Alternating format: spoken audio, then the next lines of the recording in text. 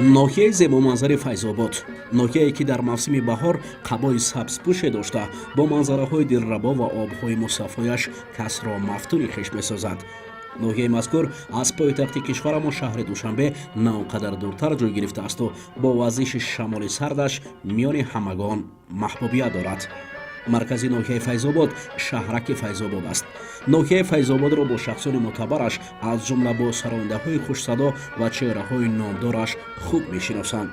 мин ҷумла ин диёри зебои ватан ҳамчун макони паҳлавонпарвар буда дар даврони соҳибистиқлолии кишвар дар ноҳия аз ҷониби ҳукумати ноҳия дар якҷоягӣ бо соҳибкоронаш толорҳои муосир ва майдончаҳои варзишӣ бунёд гардидааст.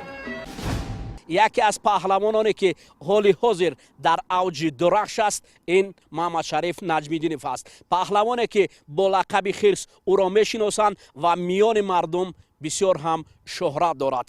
агар шумо дӯстони азиз Файзободро бо шамоли форамаш дӯст доред, пас медонед ки партофтҳои ин паҳлавони ноҳияи Файзободӣ ба мисли сурати шамоли ӯ хеле ҳам гуворо ва дилрабоанд.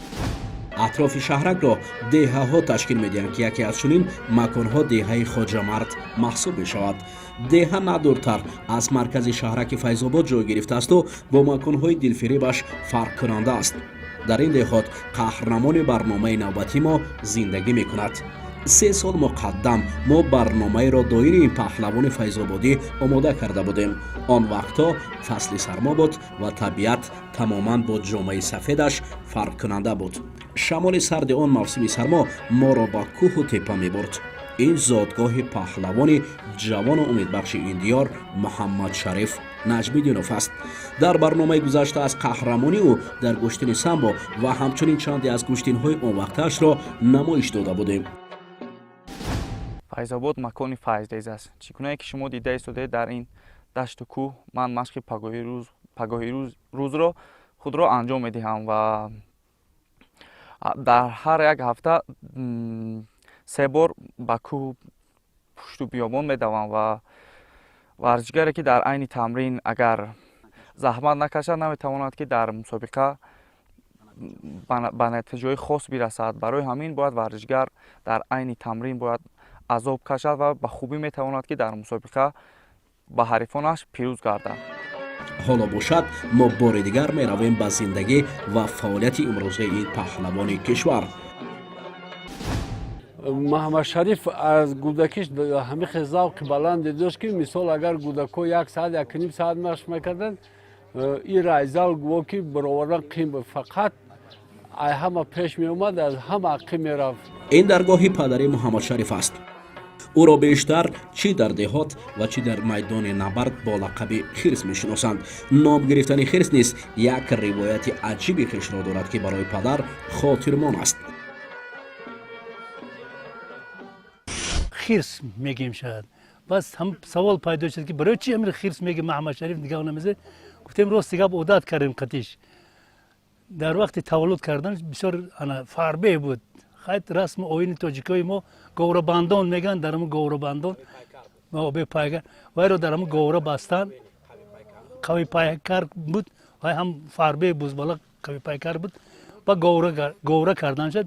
дар ҳамн говра бастан ҳамн тасмаи ҳамн говра ҳамн як круг бояд печони дар ҳамчи маҳкам кунӣ, ҳамн нарасид. аз ҷиҳати бузбала буданаш, фарбеҳ буданаш нарасид. барои ҳамин инро момаша ки момаш ҳамин говрабандон ҳамн говра кардаш дар ҳамҷо ба дар ҳам пош зада ин хирсимае ин барои ҳамин банд нарасид, як банди дароз биёре. ин хирсима паҳлавон мешавад, ин хирсима чемпион мешавад. гуфта бо як мотиви ҳамин байт қадига зад ки ин паҳлавон мешавад, ин ҷаҳон паҳлавон мешавад. гуфта ҳамн кампири момаш ҳамин суханонро гуфт. аз ҳамунҷа дига дар ҳамн говра ҳам дида ҳамро хирсима ҳамин хирс рафт. ҳозир бовар кина дар ҳамн бисёр ҳолатҳое мешавад ки дар ҳамн мисол ҳавлӣ гаштаеса агар Маҳмадшариф бигумша аҳамият наметиҳад. агар гашта як бор хирсиш бигум чӣ мегӯӣ ба ман. наврасӣ ва давраи кӯдакии ин паҳлавон дар назди хона ва дар ана ҳамин айвон гузаштааст. аз ҷиҳати паҳлавонӣ ҳам деҳаи моро мешиносанд ва то ҳозир манаи Маҳмадшариф Наҷмиддинов بگیم زنده کردم پهلوانایی که در دور پیش برآمد میکردن از ناحیه قشلاق ما مثل شأن و ناحیه را در جمهوری میبرداشتن. محمد شریف نجم‌الدینов دوباره بگیم زنده کرد. فصل سرما آنها را به تالار می آورد و با فرارسی فصل گرمی پهلوانان دیه را بر روی سبززار نزد تالار می برارد. همین کودک چقدر که شوق و هوسش نسبت به همین کسب مثال نسبت به همین ورزش پیدا شد و چیزی که میگفت مثال برای گوشتین برای چیز ما تامین میکردیم، مثال کیمان در کار بود، لباس در کار بود، همین شوق ما. لیکن ما همین خیلی فکر میکنم که همین حساب میکنم که اگر همین تاثیر رسانی به فرزند نسبت کسب نسبت همین مثال آینده چیدن میخواد، اگر تاثیر رسانی پدر و مادر باشد فرزندان ما خیلی مثال در همین ساحه کسب خود دیگر کسب هم که نباشد و صاحب افتخار و صاحب هم چیزی خود میشود، کسب خود میشود. باد و هوا و طبیعت عجیبی دارد این مکان. در همین زال جو گودکی خیرس که همینجا گذشته از صنف سیمی دیمیش که ماش میکرد در تگ دستی ما با برتر عبدالقادر درشان بداد. همین زال ده همین گوشتنی ملی تاجیکی جودو فقط در همین زلی همین قشلاق میگذشت.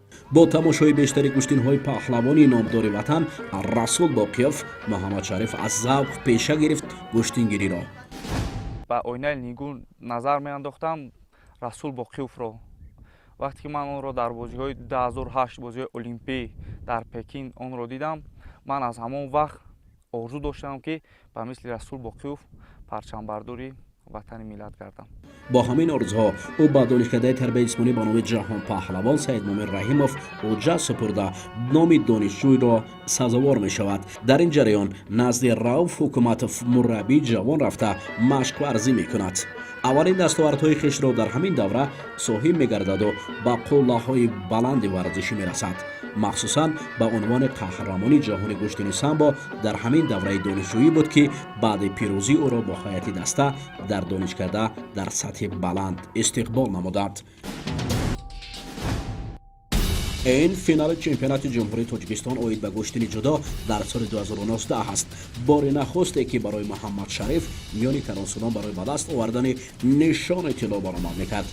رقیب قسمت فینالیش جمال‌الدین عبداللهیف بود. این دیدار به شکل شر از لحظه های جالبش پیشکش شما میگردد. ما با داوری سهراب رحیموف شبهه نداریم. آره اکنون مبارک شود. آره این از پرتافت زیبا و رئوف حکمتوف شادی میکنه در اینجا شاگردی و محمد شریف نجم‌الدینov رقیب را با تخت پشت رفتن. با قول دیگر همون خیرس بودن خود را، دلیر بودن خود را، قوی بودن خود را نشان داد. اما اصلا برای عبداللهیف جمال‌الدین نیست. ببینید آره این حالت تکرار است. ببینید خیلی عالی. حتی این پون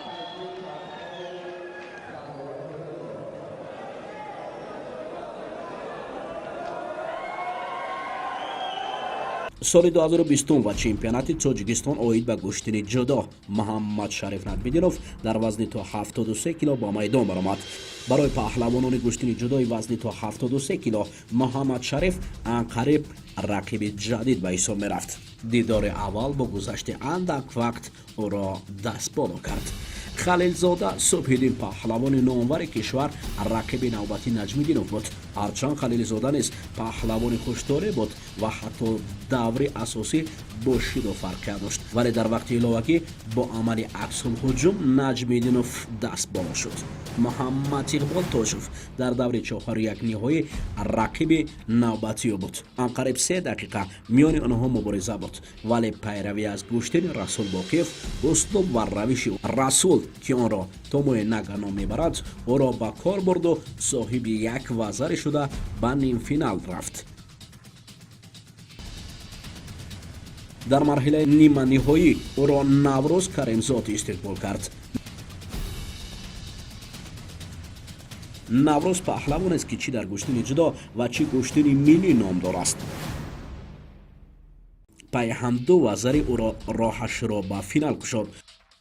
بله بله بله بسیار هم آینده درخشان دارد، بسیار هم نیرو چوبو قوت زیرک. دارد. ببینید هر یک حرکتش ناموسته از آنی که نتیجه بخش هست یا نیست. ببینید این طرف اون سمت حرکت، تلاش، مسئولیت، جدیت، با کلی انا همون ده عنصر، ده عامل اساسی انا همون پیدا شوی. مثل گل فوتبال شده میروز. ببینید بسیار. ببینید قدر یعنی او از امکانات ها خوب استفاده بود که ما با او آسان بگیریم. در حقیقت هم باید یعنی و سزاوار قایم شکرانوف برای به دست آوردن نشان طلایی با نجم‌الدینوف رقیب شد. این فینال برای پهلوان نوجوان کشور مدال طلا داد. محمد شریف مرتبه دوم در این وزن با پایه قهرمان تاجیکستانی گشتین جدا برآمد. از این پس راهش گشوده گردید.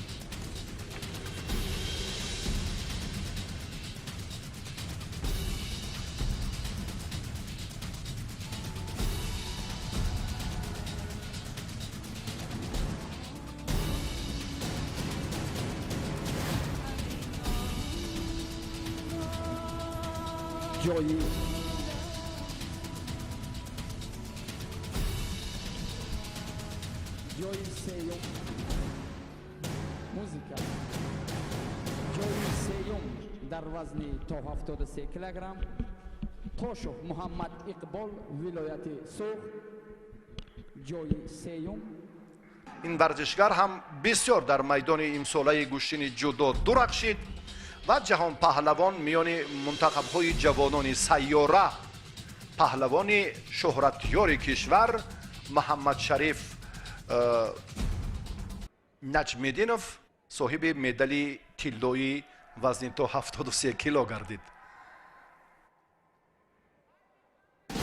این ماه ایون سال 2021 است. جام دوشنبه آید به گشتن ملی تاجیکی گشتنگیری. قطار دیگر رقیبان یک نبردش با میرزا جمیلوف خیلی خاطرمان بود.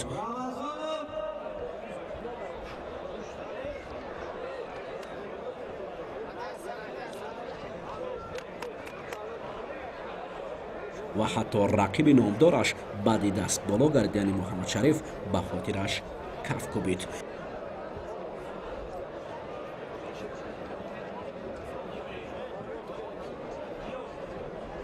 محمد شریف تا فینال آمد و در قسمت فینالی با رقیب ازبکش اولوغبک آتامرادوف دست به گریبان شد. یک پهلوی او این جوان قوی پیکر را غالب و رقم یک در این وزن کرد. مخلصان این پیروزی را خیلی خوب استقبال کردند. بله کمی و ایستوبی پرقوت بود. هم پوچه من جراحت داشت و من خوشبختانه اون رو مغلوب نمودم. سال جدید 2022 الکی برای نجم‌الدینوف از آغاز سال با پیروزی ها سر شد. این سوژه از برآمد این پهلوان تاجیک در چمپیونات تاجیکستانی جدا آماده گردیده است. رفته اشتراک میکنه. پیش از همه باید ما مشق‌های خوب پورا از جهت جسمانی و از جهت فکرانی آماده باشیم و در اونجا میتوانیم که پیشرفت باشیم و غالبیت به دست آوریم.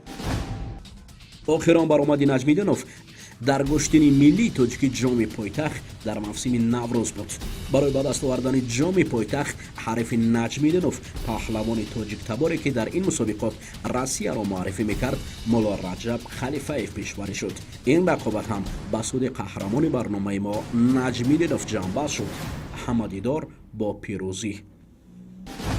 سال 2021-22 با من خیال میکنم که سالی بابرار بود و من در سال 2021 با شاه جایزه نایل گردیدم و سال 2022 نیز در مسابقه جمهوری اوید به جودو که روز 10 مارس برگزار گردیده بود من توانستم سزاوار قهرمان تاجیکستان گردم از نمود گشتنگ جودو.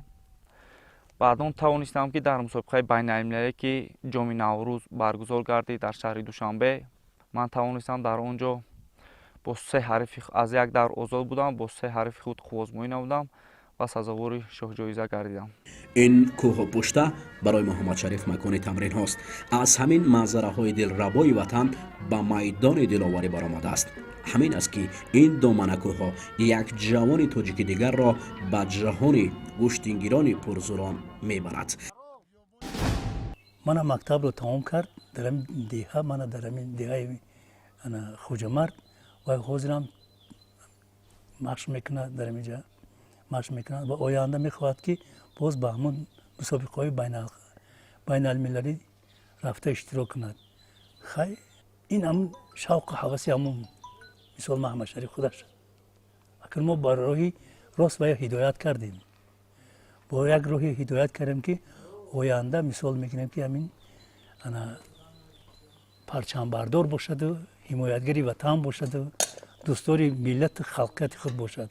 اولین بار محمد شریف بیرون از کشور در گشتن جدو تاجیکستان را امسال در گرند اسلم گرجستان معرفی میکند. تمنیات بهترین ما که در می گرند اسلم ها اشتراک کرده، جاهای نمایان اشتراک نکنیم. ما پهلوان ما را در که یکی از وایای بلندترین این المپیادا می باشد، ما در المپیادا می خواهیم که همین محمد شریف ما اشتراک کنند و جای نمایان را سزاوار شود. راه پهلوانی وطنی همیشه راه مقصود و هموار است که آن را راه ظفر مینامند. در این راه برای پهلوانی وطنی بردباری ها تمنا داریم.